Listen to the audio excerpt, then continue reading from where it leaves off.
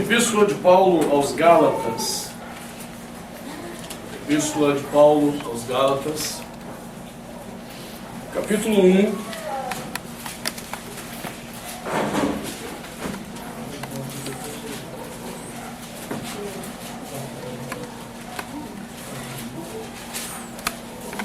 A partir do versículo 1. Gálatas, capítulo 1. A partir do versículo 1.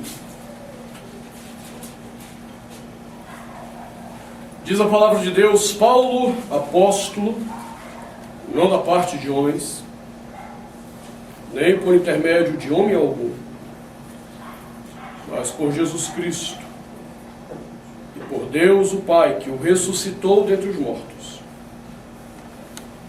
E todos os meus irmãos, companheiros, às igrejas da Galácia, graça a vós outros e paz, da parte de Deus nosso Pai e do Senhor Jesus Cristo, o qual se entregou a si mesmo pelos nossos pecados, para nos desarraigar deste mundo perverso, segundo a vontade de nosso Deus e Pai, a quem seja a glória pelos séculos dos séculos. Amém. Amém. Palavra do Senhor. Demos graças a Deus.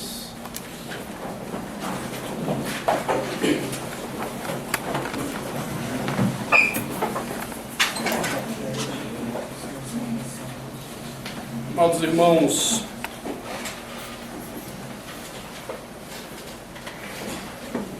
temos pensado, meditado, refletido nesses últimos domingos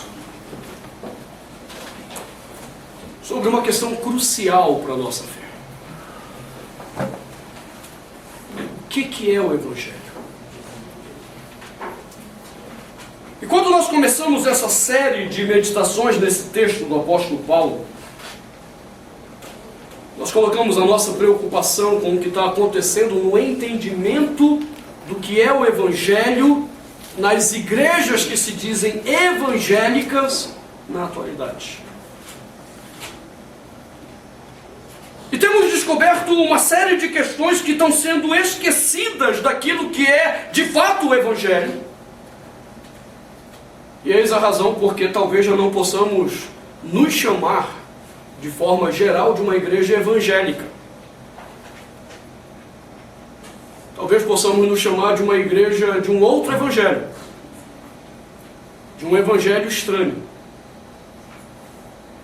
Do que temos observado até aqui é um evangelho que deveria falar de reconciliação de homens rebeldes, cujos corações são rebeldes contra Deus, mas que por meio de Jesus encontram graça e paz da parte de Deus. Deveria ser um evangelho que nos ensinasse que ao sermos reconciliados, entramos numa relação paterna com Deus e de escravidão com Cristo.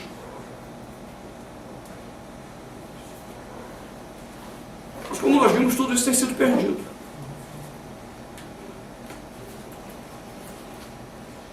Agora, por que isso tem sido perdido? Aonde foi que nós evangélicos perdemos a essência do Evangelho? Quando nós perdemos a noção do porquê e por quem Cristo morreu. São duas questões que Paulo vai colocar agora na sua linha de raciocínio e que vai permear o livro de Gálatas todinho. Por que Cristo morreu? E por quem Cristo morreu? Hoje eu quero refletir nessa primeira pergunta, que surge da expressão de Paulo, o qual, versículo 4, se entregou a si mesmo pelos nossos pecados. Isso deveria ser algo muito simples para nós. Parece que o que Paulo está dizendo é algo tão simples, é tipo teorema japonês. Tá na cara. Você está lendo, tá na cara. Mas deixou de ser teorema japonês para muita gente.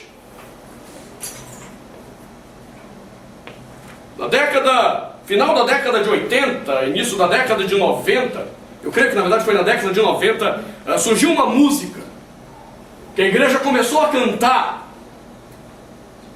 e eu tenho por certo que foi a música da desgraça do entendimento da doutrina da morte de Cristo. Essa canção que embalava as congregações dizia assim: tudo que Jesus conquistou na cruz é direito nosso, é nossa herança. Todas as bênçãos de Deus para nós, tomamos posse, é nossa herança. Entenda, eu cantei isso várias vezes. E em si a letra não está errada. A letra em si não está errada, mas o entendimento da letra, de quem fez a música e das igrejas que cantaram, é que estava errado. Sim, tudo que Jesus conquistou na cruz é direito nosso, que fomos redimidos, fomos lavados, fomos alcançados pelo seu sangue. A pergunta é: o que é que ele conquistou na cruz, que é direito nosso? E aí o pessoal começou a dar o seu entendimento dessa ideia. Ele conquistou a saúde? Então você não pode ser doente e nem ter doença. E aí começaram a distorcer a profecia de Isaías 53 do servo sofredor, quando dizia: ele tomou sobre si as nossas enfermidades, ele levou sobre si as nossas dores, e diziam: tá vendo? Você não pode ser doente, Jesus na cruz levou sua enfermidade. E a ignorância é um negócio assim terrível. E eu estou usando ignorância de forma eufemística, porque na verdade é burrice mesmo. Basta ler os versículos com qual está relacionado esse texto e você vai entender que ele estava falando de pecados. As nossas enfermidades, as nossas dores eram símbolos em Isaías do que o pecado fazia com a gente e faz com o homem até hoje.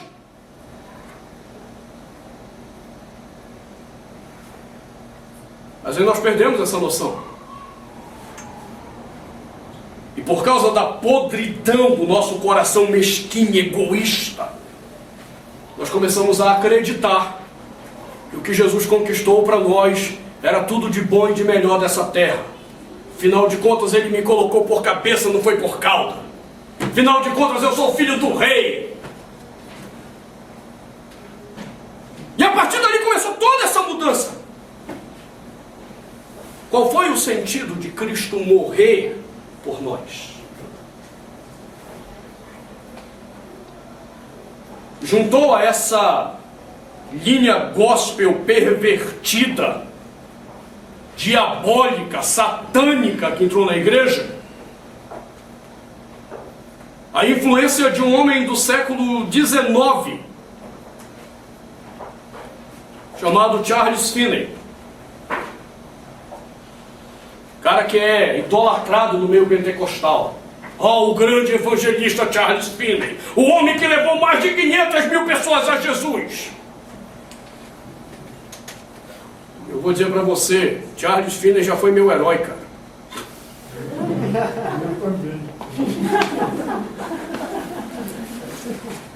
Na minha adolescência eu achava o máximo ler a vida de Finney e dizer aleluia. Esse homem levou mais de 500.000 pessoas a Jesus.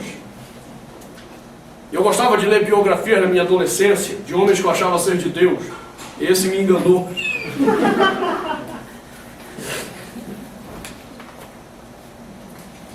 Até que eu comecei a conhecer quem era Charles Finney. Eu comecei a entender por que a igreja foi perdendo paulatinamente a verdade do Evangelho sobre a razão da morte de Cristo, por que Cristo morreu e por quem Cristo morreu. Charles Finney, na sua obra de teologia sistemática, na época eu tive a oportunidade de ler parte dessa sistemática dele, ainda estava em inglês. Systematic Theology, Charles Finney. E agora está em português esse treco. E Charles Finney diz com todas as letras o seguinte: todos os homens nascem bons.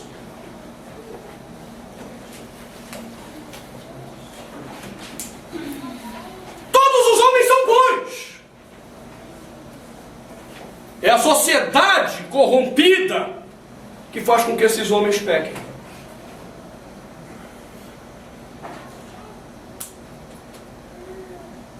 Charles Finney diz com todas as letras que a doutrina do pecado original é uma grande mentira. Que não existe esse papo de que Adão e Eva pecaram e então isso passou para a humanidade.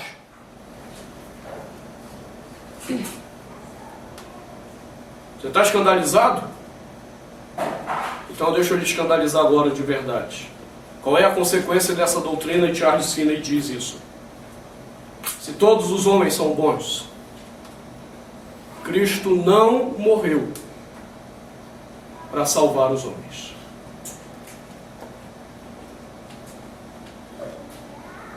Está lá no livro dele, publicado pela CPAD, a Casa Publicadora das Assembleias de Deus. Vai entender o que a CPAD está fazendo. Não, Cristo não morreu para salvar ninguém. Segundo Charles Finney, Cristo morreu para dar o exemplo do caminho para ser seguido da salvação.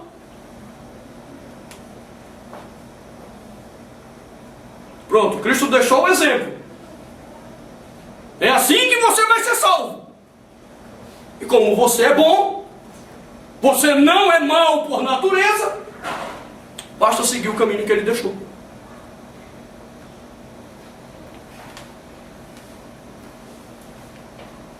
Por isso é óbvio que Finney não acreditava que o Espírito Santo tinha que fazer alguma obra no coração do homem para salvá-lo. Charles Finney acreditava de fato na persuasão. Se você tiver uma boa lábia, ok, você vai convencer a pessoa de que essa é a verdade. E então ela vai aceitar Jesus. E aí o maluco começou a colocar a questão de levante a sua mão se quer aceitar Jesus. Foi com Charles Finney que começou essa bagunça de apelo. Foi com Charles Finney que começou também a maluquice de colocar música de fundo para facilitar a conversão das pessoas. Toca a musiquinha de fundo para ver se quebrando o coração do povo. Aí eu dou uma chorada aqui, vamos ver se o povo se converte. Eu acho que está dando para você entender de onde que a igreja evangélica foi tirando o modelo que ela vive hoje. Você sabe o que é triste? Porque no meio disso tudo se perdeu o que é a essência do Evangelho. O Evangelho que diz, ou que proclama a reconciliação entre Deus e os homens, que nessa reconciliação coloca o homem numa relação paternal com Deus e de escravidão com Cristo, só pode ser real por meio da doutrina da expiação dos pecados.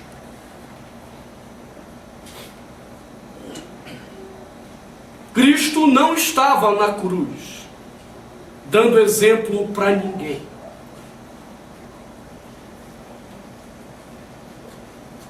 Cristo estava na cruz, tomando sobre si os nossos pecados. a maldição que era nossa recaía sobre ele. A condenação que era minha estava sobre ele.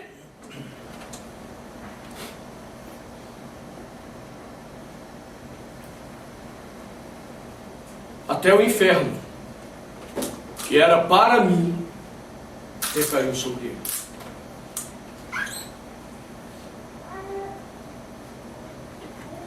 Parêntese, não na perspectiva que os loucos da teologia da prosperidade deturparam.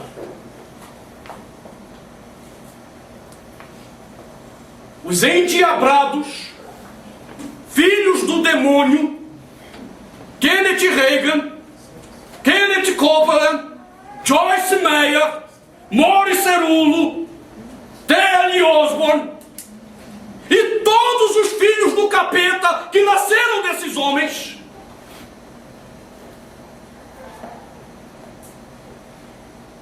o mais novo é o Silas Malafaia,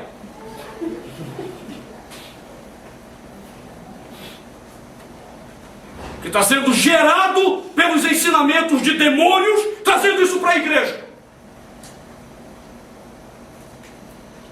Esses endiabrados disseram que o inferno recaiu sobre Cristo, no sentido de que ele foi levado para o inferno para ser humilhado por Satanás.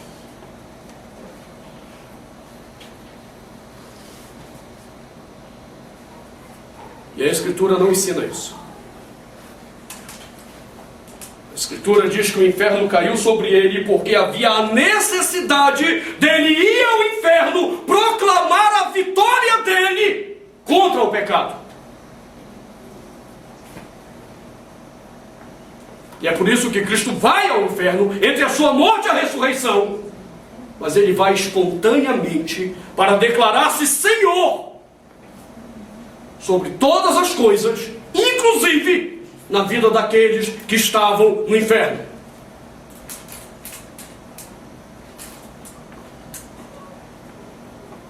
E aí deixa eu te ajudar a entender. Significa que você não tem como escapar dele. Se você o rejeitar e disser, não, eu não quero, eu quero ir para o inferno, você sabe quem você vai encontrar no inferno? Cristo. Porque ele é o Senhor daquele lugar também. E isso já dizia o salmista: se eu subir aos céus, lá o Senhor está. E se eu for lá no Sheol, que o infeliz do tradutor traduziu como abismo, se é um paralelismo sinonímico, e é assim que se interpreta Salmo, o contraste de céu não é abismo.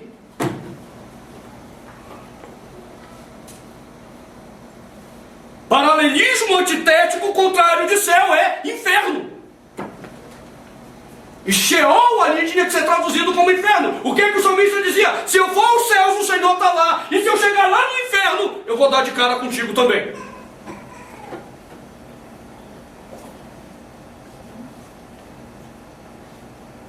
Cristo tomou o nosso lugar. Ele tomou sobre si a nossa vergonha. Ele tomou sobre si os nossos pecados. E a condenação que era nossa, ele tomou sobre si. De tal forma que você agora é indesculpável diante de Deus.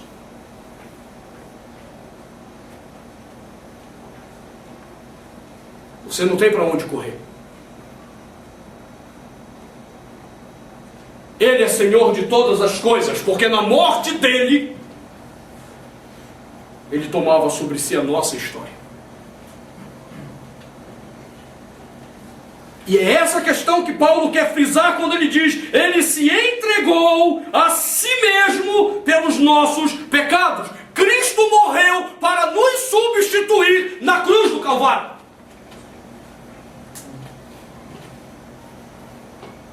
Ele não morreu para você ter um bom emprego, ele não morreu para você ter saúde, ele não morreu para você ter a sua casa, carro do ano e todas as coisas que enchem o teu coração de pecaminosidade.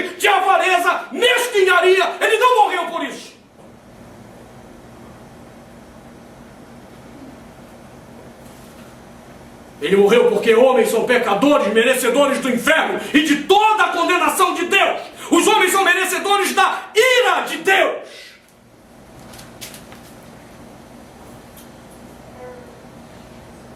E se ele não tivesse morrido, a ira de Deus permaneceria sobre nós.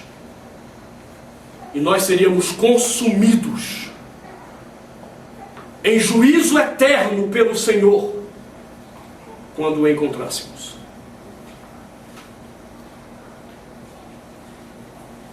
É por isso que eu deveria ser feliz, porque Cristo morreu por mim, porque Ele me redimiu naquele ato da cruz. Isso deveria ser a minha satisfação.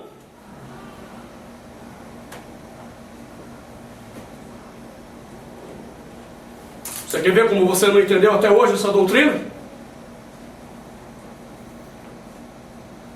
Pergunte para você o que é que te falta para ser satisfeito.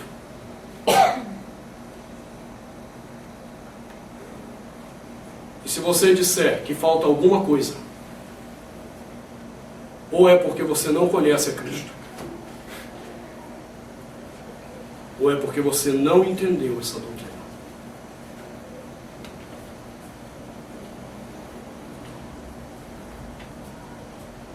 Quando você está na beira do abismo, caindo, despencando, a última coisa que você vai pensar é: puxa vida, eu vou morrer e não tive o carro que eu queria, eu vou morrer e não tive a casa que eu queria, eu vou morrer e não vou ver a minha família salva, eu vou morrer e não vou ver a minha dívida paga. É a última coisa que tu vai pensar, é isso. No precipício da tua morte, a única coisa que você vai querer é um Salvador.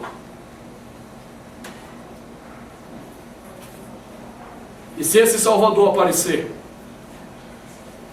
a sua alegria vai ser plena por Ele. Todas as outras coisas se tornam tão pequenas.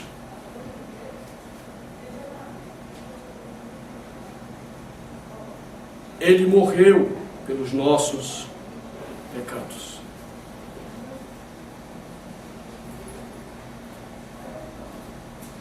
Ali na cruz estava eu e você.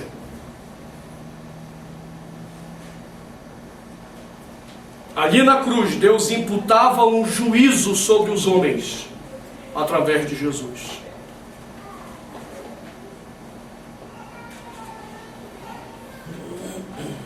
Eu não vejo Cristo como o meu gênio da lâmpada. Eu estou endividado, agora eu vou fazer a campanha YXZ para ver se ele paga as minhas contas. Não, se eu estou em Cristo, primeiramente eu serei imensamente grato por Ele ter salvado a minha vida. As minhas dívidas, eu vou me arrepender de ter sido irresponsável com o dinheiro que Deus me deu e eu administrei mal. Eu vou pedir perdão ao Senhor e dizer: Senhor, me perdoe, eu fui um péssimo administrador do que o Senhor me deu. Mas eu não vou ficar pedindo: ai Deus, cobre a minha conta.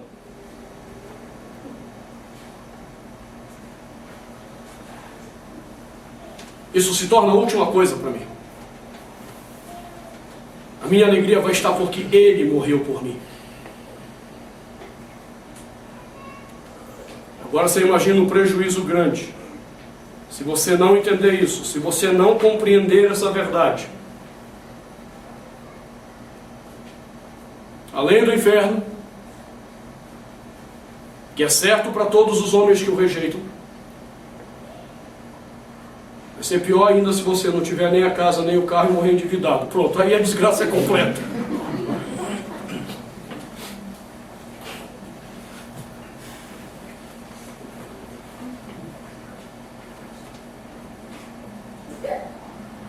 Mas há uma questão aqui que nós temos também negligenciado nessa doutrina.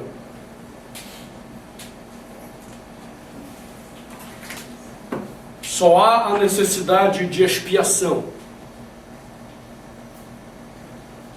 porque existe uma culpa eterna a ser resolvida.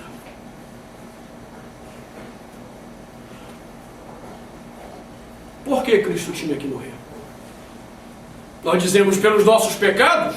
Joia, essa é a verdade.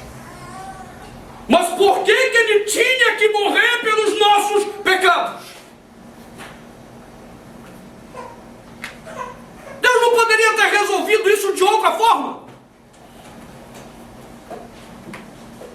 Deus não poderia ter resolvido isso com outro caminho que não fosse a encarnação do seu próprio Filho, a morte do Filho dele na cruz, no nosso lugar.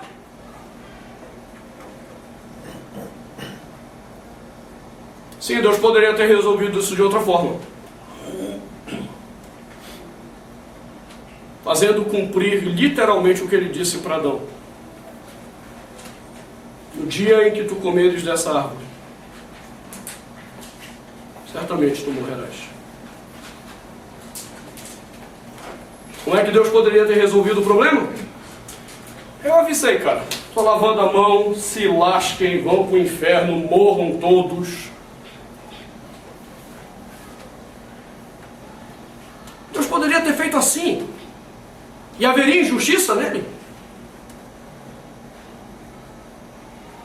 Se Deus simplesmente olhasse e dissesse para os homens: ok, se explodam, vão para o inferno, haveria injustiça em Deus?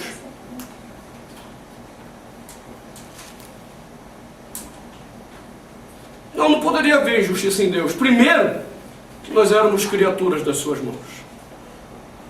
Segundo, que ele havia nos advertido e nós optamos pelo inferno. Não poderia haver injustiça. Esse seria o caminho de Deus para resolver de outra maneira o nosso problema. Olha que beleza. E graças a Deus que eu não sou Deus.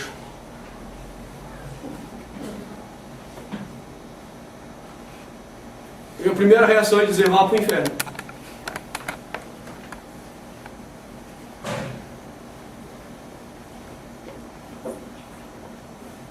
Deus não quer resolver a história assim. É isso que é surpreendente em Deus. Ele tendo todo o direito de nos executar, ele tendo todo o direito de nos matar, de forma surpreendente ele decide nos amar e tomar sobre si a culpa que era nossa.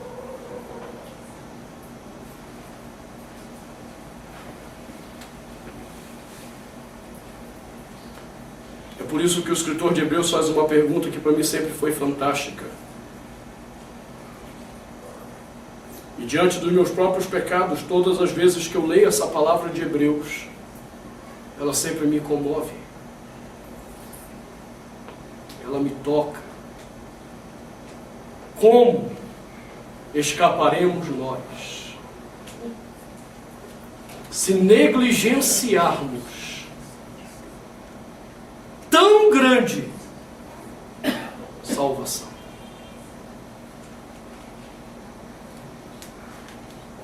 O que Deus pode fazer a mais por você para que você seja salvo?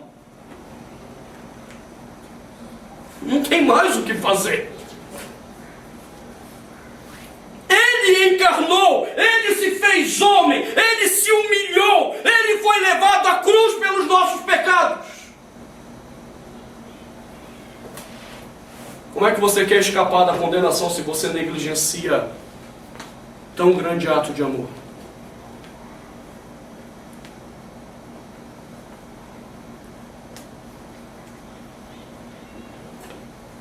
E é por isso que eu não somente fico triste, eu fico furioso com esses mercenários que roubaram essa verdade dos homens.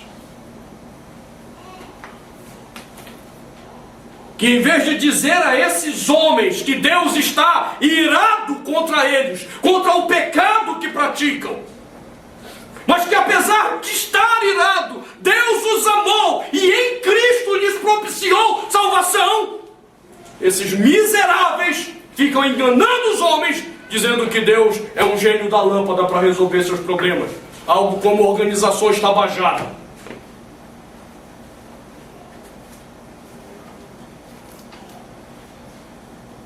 Entenda, isso é muito sério. Esses miseráveis, não tendo o que fazer, cunharam uma expressão que aí anula de vez a necessidade da expiação.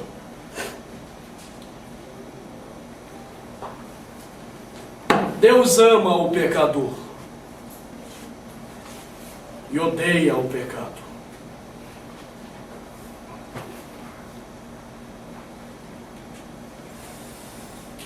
Deus odeia o pecador.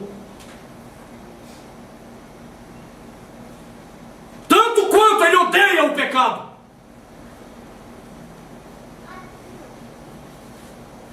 Quando você lê as Escrituras, Deus olhando para o homem sem a redenção, as palavras de Deus sempre são que Deus tem nojo de nós, que nós somos vermes aos olhos de Deus, que nós somos desprezíveis aos olhos do Senhor. Deus não ama o pecador. Deus odeia o pecador, tanto quanto odeia o pecado.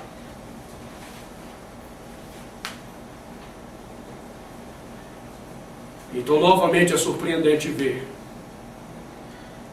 que alguém que, com todo o desprezo que possa ter pelo que vem em nós, é capaz de amar, apesar dele.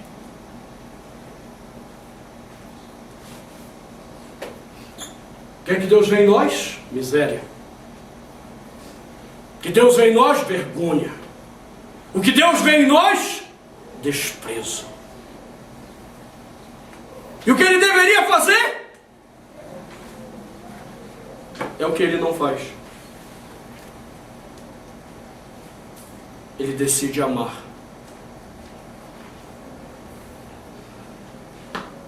Em Romanos, Paulo coloca isso de uma forma muito clara. Ele diz, mas Deus prova o seu próprio amor para conosco, tendo Cristo morrido por nós, sendo nós ainda pecadores. Isso aqui é loucura. É loucura.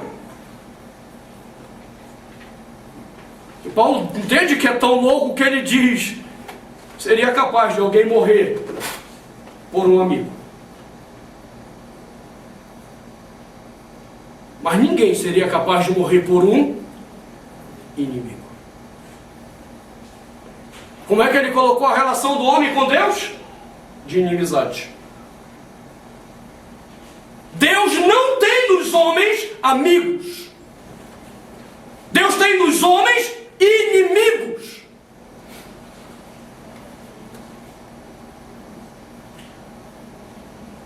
E a loucura do Evangelho,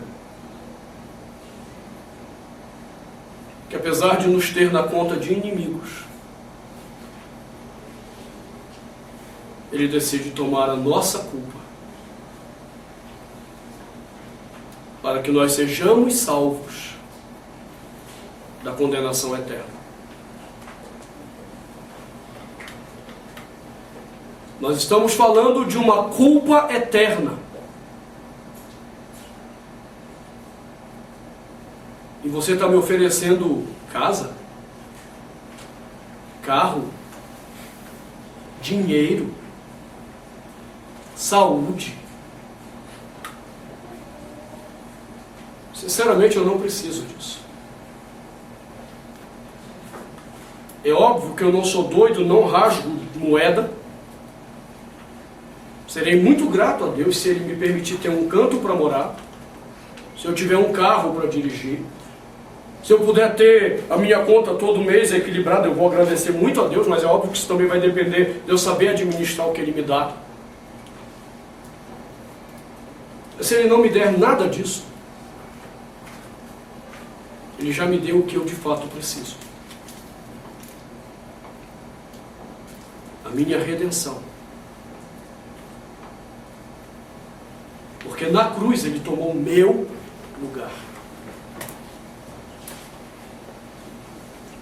Na cruz eu fui crucificado por meio dele. E nesse ato da cruz, todo o poder do pecado caiu. Todo o poder do inferno caiu. Todos os poderes que agiam contra a minha vida para me manter escravo do pecado caíram.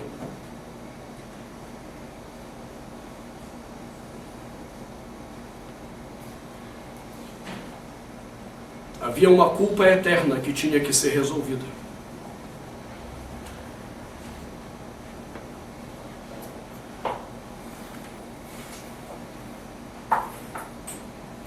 Por que essa culpa entrou na história?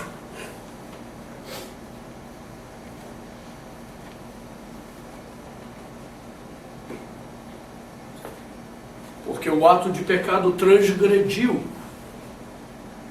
a perfeição da criação.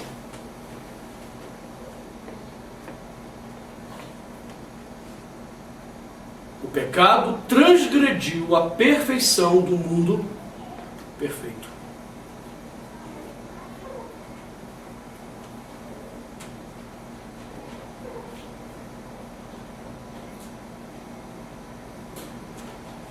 Eu quero examinar esse ponto na próxima mensagem.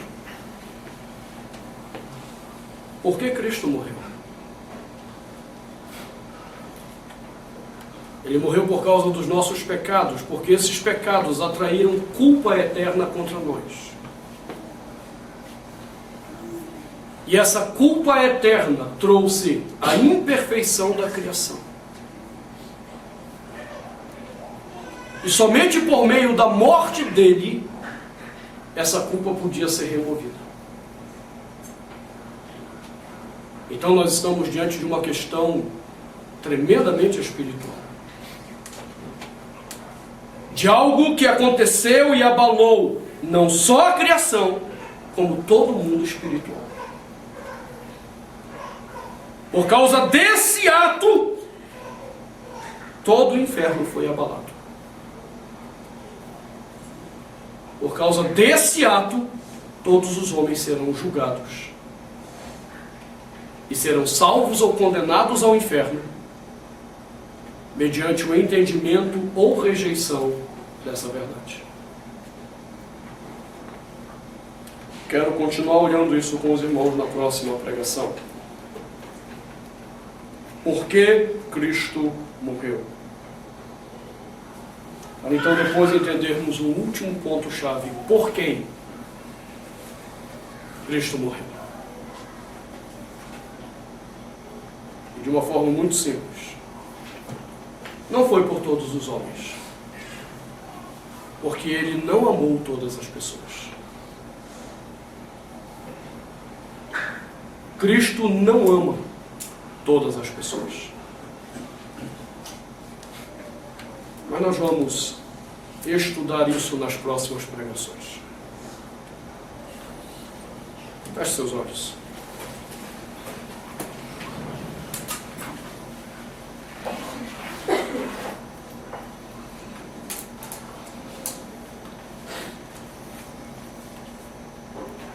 Se até nessa noite todo o evangelho que você entendia te fazia contemplar um Cristo que era mero gênio da lâmpada para satisfazer os seus desejos, a única coisa que eu posso te dizer é que essa é a noite que o Senhor te convida a se arrepender dessa besteira.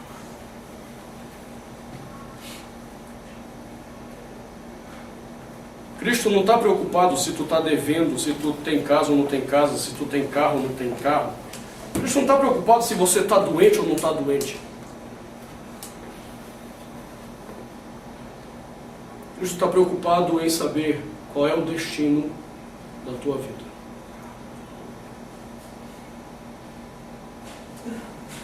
Céu ou inferno? Se nessa noite o Senhor te chamar, se nessa noite você morrer, você tem de fato um Salvador?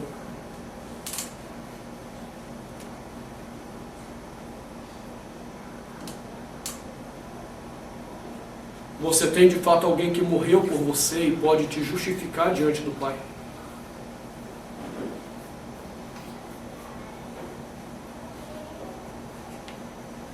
Ou seu coração está vazio dessa resposta?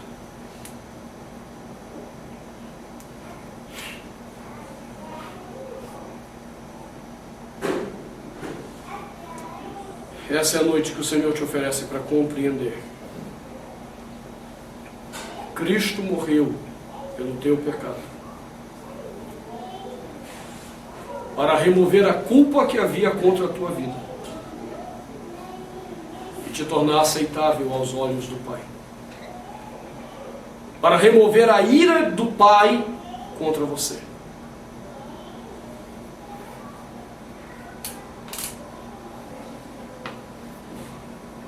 Senhor, ajuda-nos a termos isso de forma muito clara no nosso coração.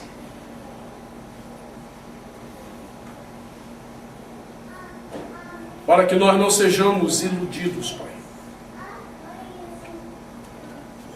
por esses filhos do demônio que têm se levantado nessa geração, para perverter a Tua palavra, para ensinar um falso evangelho ao Teu povo, e assim desviar o entendimento da verdade, mantendo homens cativos na podridão dos seus próprios pecados, longe da graça do Teu Filho, longe da salvação, que aparta de nós a culpa, remove de nós a Tua ira, e nos faz entrar em paz contigo, por meio da substituição do Teu Filho na cruz do Calvário.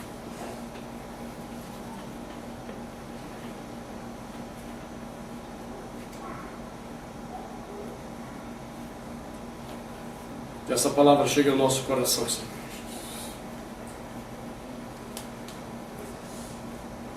E eu te peço de forma misericordiosa,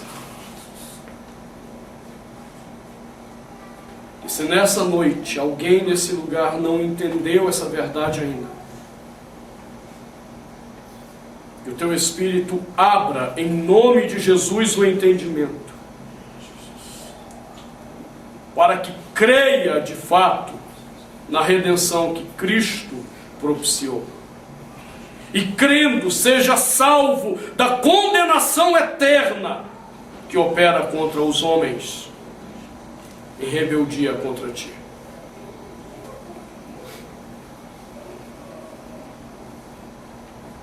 Suplicamos Tua misericórdia, Senhor. Em nome de Jesus. Amém.